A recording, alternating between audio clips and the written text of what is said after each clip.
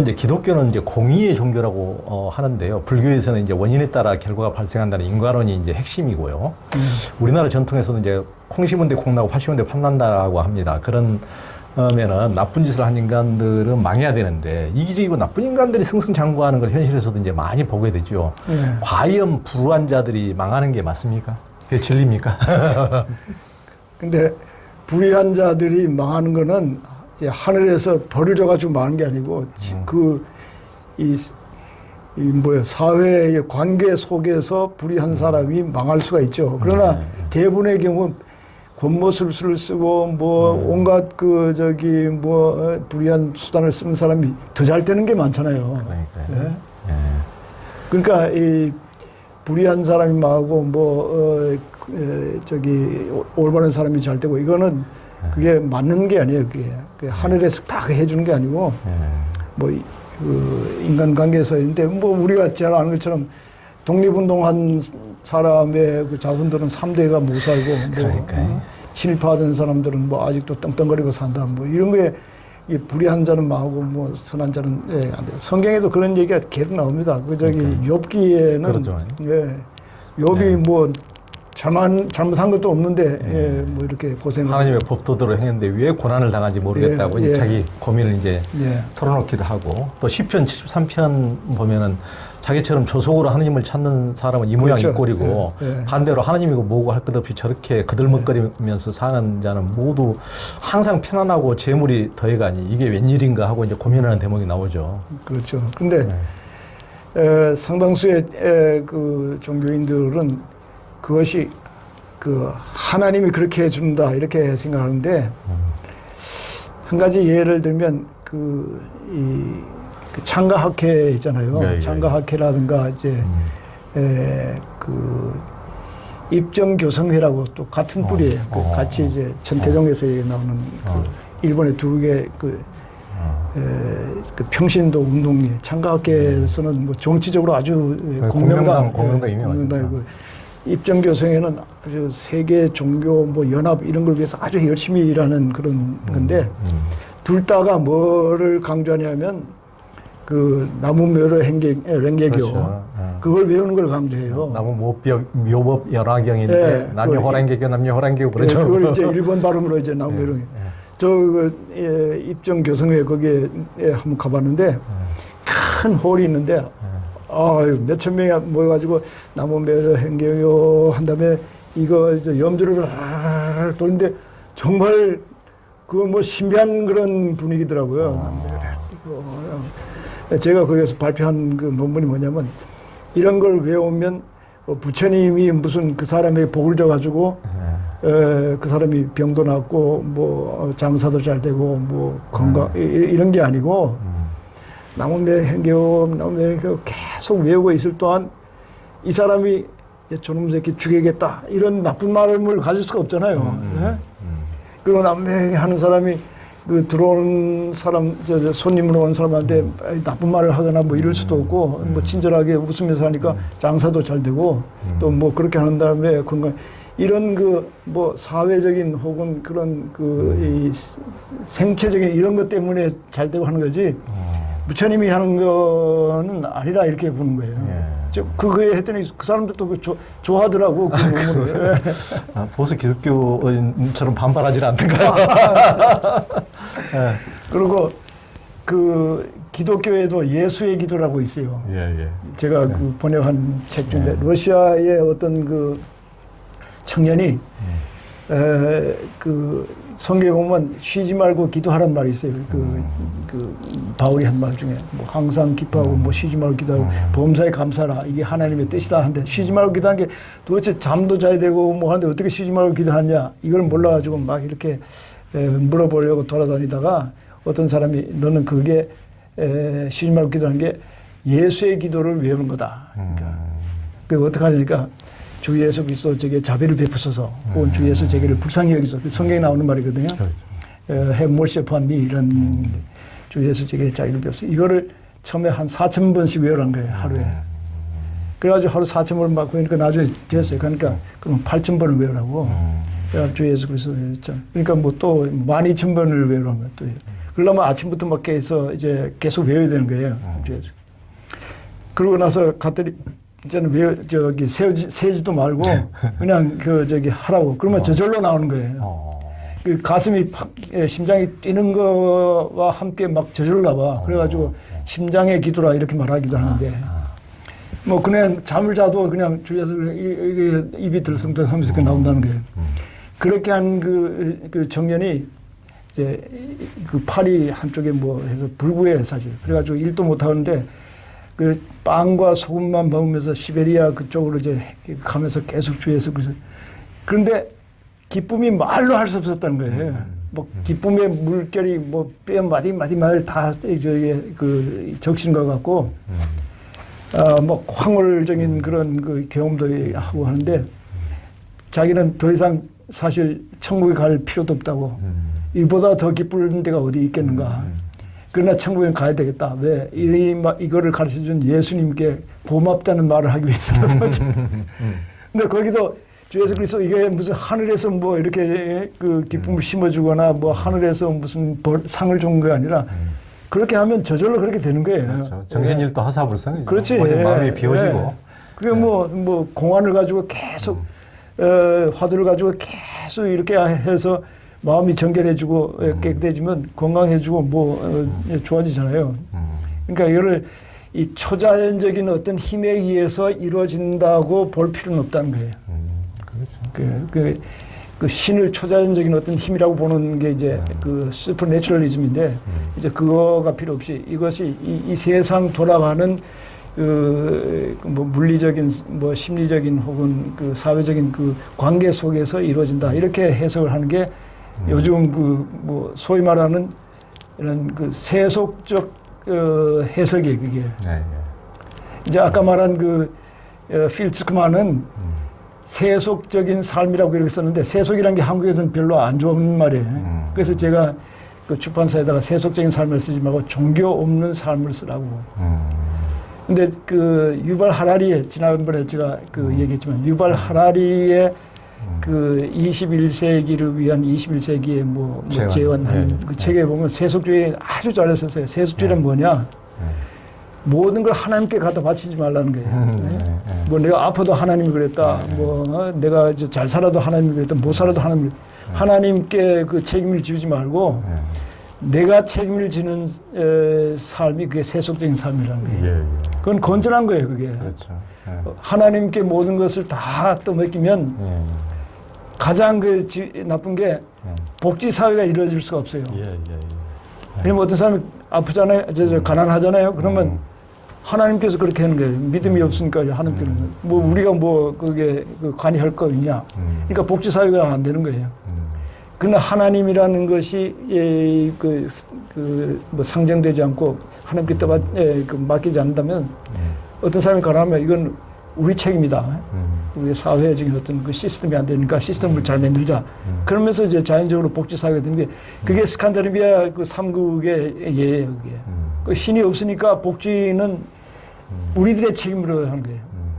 그리고 신이 있는 사회에서는 내가 기권하는 게 잘 믿으라는 거예요. 그러면 하나님께서 복을 준다.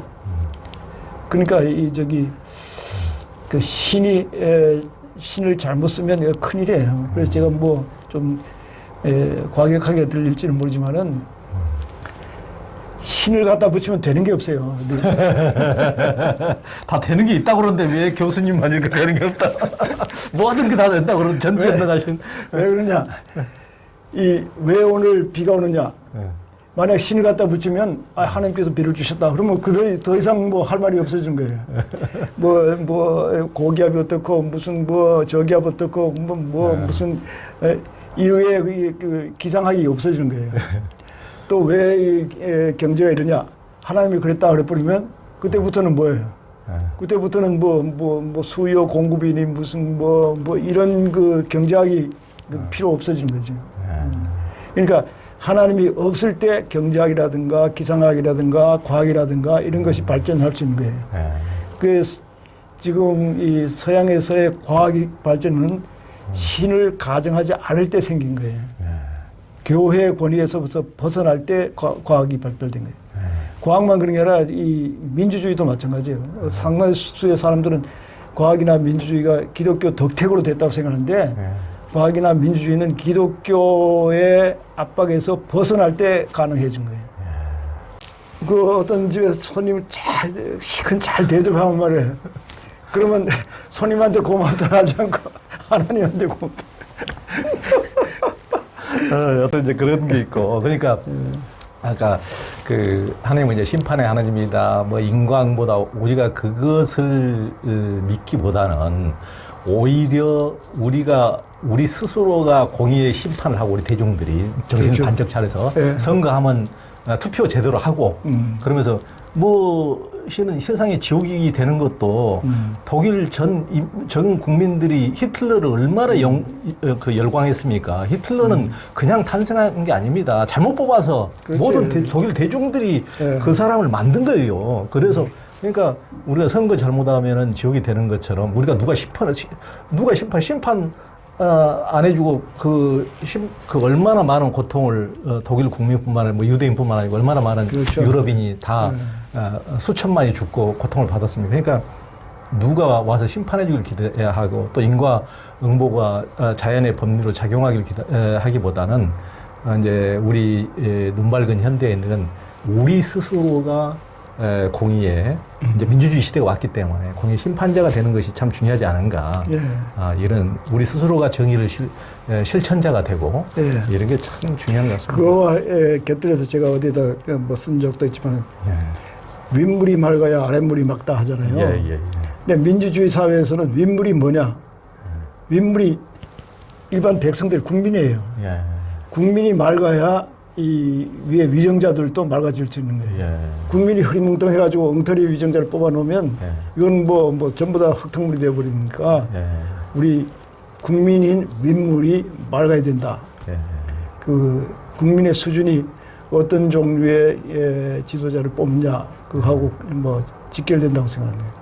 하나님을 믿으면 이제 복 받는다는 게 대형교회 이제 확장의 1등 공신이 되었는데요. 예. 이게 막 삼박자 축복론, 하나님 믿으면 뭐 영원 축복, 건강 축복, 돈 축복 이렇게 이제 하는 이런 하나님 믿으면 다 된다, 복 받는다 이런 신앙은 어떻습니까? 그 모든 종교의 기본은 그거예요. 네. 그런데 이제 제가 아까 표층신앙, 심층신앙 했지만은 거의 모든 사람들은 표층신앙부터 시작을 해요. 그래서 이제 뭐 빌면 복을 받는다, 뭐 이것부터 시작해가지고 점점 이제 그 표층신앙에서 자라나서 심층신앙으로 이제 들어가죠. 그게 이제 종교적 발달 과정인데 그 어디에서 딱 스탑을 하면 그게 뭐 종교적 발달장이라 뭐 이렇게 볼 수 있죠. 예를 들어서 기도하는 것도 킬케고리 그런 말 했어요. 기도하는 것이 처음에는 자꾸 이제 말을 해서 하나님께 뭘 부탁하는 거라고 생각하지만은 어느 단계가 지나면 기도는 말하는 것보다는 차라리 듣는 거다. 그러면 이제 심층에 들어간 거죠. 그러니까 기복이 뭐 절대 나쁜 건 아니고 하나의 단계로서는 있지만은 끝까지 기복으로만 일관하는 그런 종류는 좀 문제가 있는 거죠. 그러니까 뭐 기복이라는 게 결국은 거의 뭐 자기가 잘 되려고 그런 거 있잖아요. 뭐 기복을 하더라도 뭐 민족을 위해서라든가 뭐 세계의 평화를 위해서라든가 이런 인류의 무슨 그 공통적인 목표를 위해서 기도하면 뭐 그건 좀 다르지만은 주로 하는 게 뭐 이제 자기 일상사에 뭐 도움을 달라는 그런 의미의 기도는 좀 그것만 가지고 하는 것은 좀 종교가 줄 수 있는 그런 그 복을 정말 다 받지 못한 거다 뭐 이렇게 볼 수 있겠죠. 그러니까 예전에는 어떻게 보면은 그 뭐든지 부의 기준으로만 이제 한국의 목사님들도 그런 말씀하시는 분이 많았는데, 야 미국 봐라, 하나님 믿고 저렇게 복 받아서 잘 살지 않느냐, 동남아시아 봐라, 하나님 안 믿는 나라는 저렇게 못 살고 저런다, 인도나 방글라데시, 네팔 봐라, 이런 얘기를 많이 했는데 요즘 보면은 뭐 예를 들면은 이제 아시아에서도 일본이나 뭐 대만이나 홍콩이나 싱가포르나 제일 잘 사는 뭐 미국 못지않게 이제 잘 사는 나라들이 다 어떻게 보면 기독교가 아니고 어떻게 불교가 더 이제 강한 나라들이고 그리고 전 세계 뭐 저기 유럽 같은 나라는 이제 기독교가 다 이제 거의 교회를 텅텅 비고 지금 뭐 카톨릭도 그러고 개신교도 세워주는 데는 그러니까 남미 아프리카거든요. 완전 제일 못 사는 나라들이 이제 교회 신자들이 제일 그렇죠. 많은 거죠. 그러니까 그런 걸로만 같은 기준으로 봐가지고는 상당히 어폐가 있을 수밖에 없는 거죠. 그렇죠. 제가 제일 못마땅해 여기는 건 미국이 하나님을 잘 믿어서 잘 산다. 예. 옛날에 뭐 주로 목사님들이 그런 말을 많이 했잖아요. 그런데 미국의 역사를 보면 이보다 더 악독할 수가 없는 거예요. 예. 원주민을 그냥 쌍거리 죽이고 죽이는 방법이 어떤지 아세요? 원주민들하고 이제 거기서 뭐 가죽 이런 걸 받고 여기서 그 모피를 주는 거예요.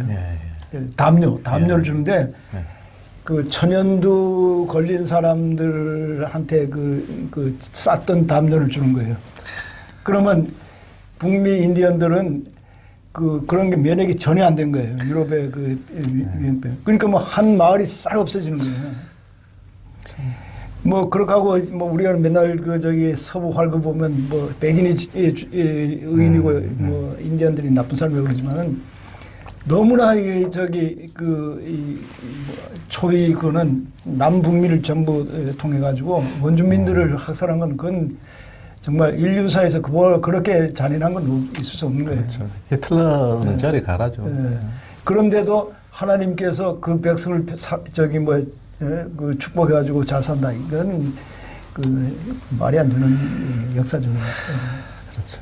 이제 보통 한국의 이제 그런 보수 교회에서는 이제 헌금을 하는 것도 복을 받기 위해서 이제 하는 경향도 참 많죠. 그래서 한국의 대형교회가 이렇게 돈이 넘치고 대형교회 상당수 목사들이 또 부패하고 세습을 또 파먹듯이 많이 하는데 자기 이제 요즘은 기업도 참 세습을 잘 안 하는 경우도 많은데 그래서 세습하게 된 데는 11조가 가장 영향을 미쳤다고 볼 수 있는데 11조가 성경에 근거한 겁니까?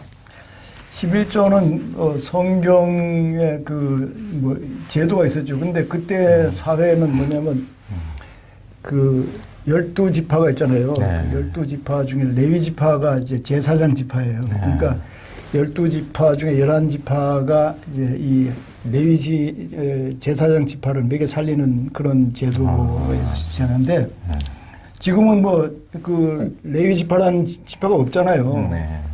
근데 그거를 빗대가지고 우리 11조로 해야 된다고 강조하는 것은 그거는 사실 역사적으로 설득력이 없는 거죠. 근데 11조를 특히 강조하는 게 한국 교회예요. 전 세계에 거의 한국 교회관 같은 데가 없죠. 그래가지고 11조하고 이제 복 받는 거하고 이제 연결시켜가지고 이제 11조를 내면 그만큼 복을 받는다. 그래서 맨날 예로 드는 게 카네기인가 무슨 이런 사람들 예를 들어.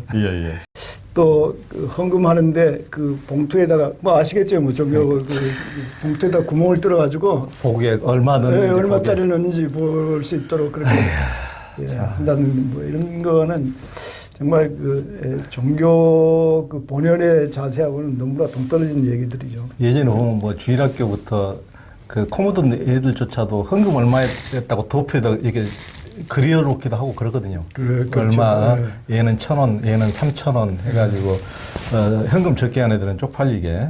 하여튼 그게 이제 어른들 같은 데서도 똑같이 이제 경쟁 심리를 이용하고 이제, 그게 요즘 헌금 액수에 따라서 장로직이나 집사직, 매매 관직 이런 것도 워낙 이제 성행한 게 한국 비일비재하니까요. 한국 교회에서. 근데 헌금을 하는 게 나쁜 건 아니에요. 헌금은 적어도 자기가 가진 수입의 10분의 1은 뭔가를 위해서 바친다.